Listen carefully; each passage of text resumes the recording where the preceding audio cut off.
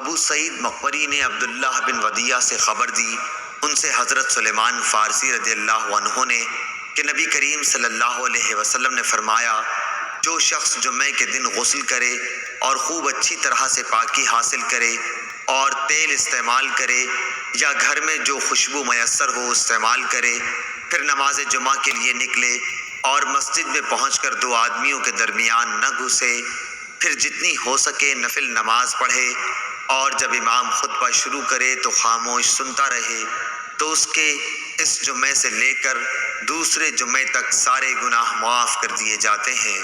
صحیح بخاری حدیث نمبر 883۔ سفیان ثوری نے منصور بن معمر اور حسین بن عبد الرحمن سے خبر دی، انہیں ابو وائل نے، انہیں حذیفہ بن یمان رضی اللہ عنہ نے، کہ نبی کریم صلی اللہ علیہ وسلم جب رات کو اٹھتے تو منہ کو مسواک سے خوب صاف کرتے۔ صحیح بخاری حدیث نمبر 889۔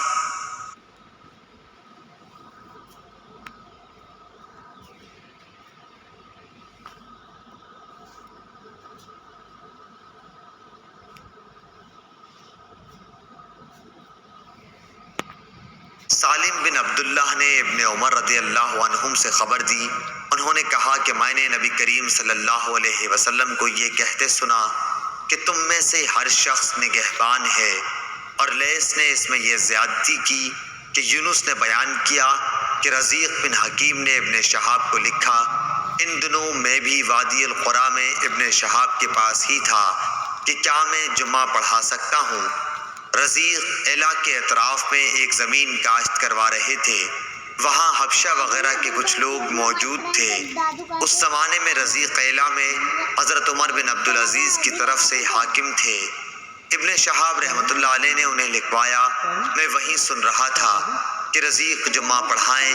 ابن شہاب زریق کو یہ خبر دے رہے تھے کہ سالم نے ان سے حدیث بیان کی کہ عبداللہ بن عمر رضی اللہ عنہ نے کہا کہ میں نے رسول اللہ صلی اللہ علیہ وسلم سے سنا، آپ نے فرمایا کہ تم میں سے ہر ایک نگران ہے اور اس کے ماتحتوں کے متعلق اس سے سوال ہوگا۔ امام نگراں ہے اور اس سے سوال اس کی رعایا کے بارے میں ہوگا۔ انسان اپنے گھر کا نگراں ہے اور اس سے اس کی رعیت کے بارے میں سوال ہوگا۔ عورت اپنے شوہر کے گھر کی نگران ہے، اس سے اس کی رعیت کے بارے میں سوال ہوگا۔ خادم اپنے آقا کے مال کا نگراں ہے اور اس سے اس کی رعیت کے بارے میں سوال ہوگا۔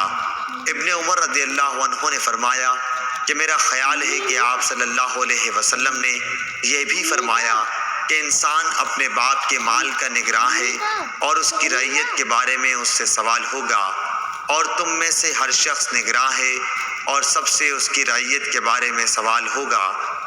صحیح بخاری حدیث نمبر 893۔